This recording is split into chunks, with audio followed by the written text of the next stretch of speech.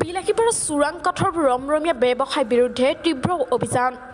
2 দিনত দুটাকৈ চোৰাং কাঠৰ মিল জব্দ কৰে ৰুখাকাটা আৰু শালকুচা আঞ্চলিক বন বিষয়াৰ নেতৃত্বত চলে এই অভিযান ডিএফও দীপক ডেকা নেতৃত্বত চলোৱা অভিযানত যোৱা এমাহত 20ৰ অধিক চোৰাং কাঠৰ মিল জব্দ কৰিবলৈ সক্ষম হৈছে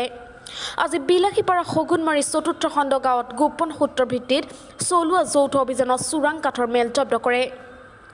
অৱশ্যে বন বিভাগৰ উপস্থিতিত উমান পাই পলাই যায় চোৰাং কাঠৰ ব্যৱসায়ীসকল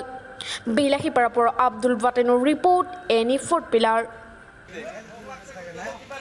কি খাবি কিনি পালে বেৰে গালি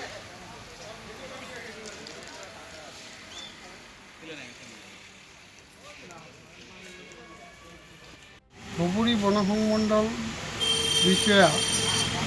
নিৰ্দেশ মৰ্মে বিগত 2 মাহৰ পৰা আমি অবৈধ কাঠফলা মিলৰ বিৰুদ্ধে অভিযান চলাই আছোঁ বিগত 2 মাহত আমি 20ৰ অধিক মিল ধুবুৰী ডিভিজনত জব্দ কৰা হৈছে আজি আমি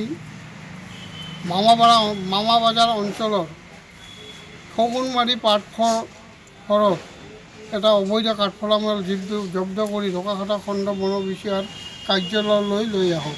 আৰু আমাৰ এই অভিযান অব্যাহত থাকিব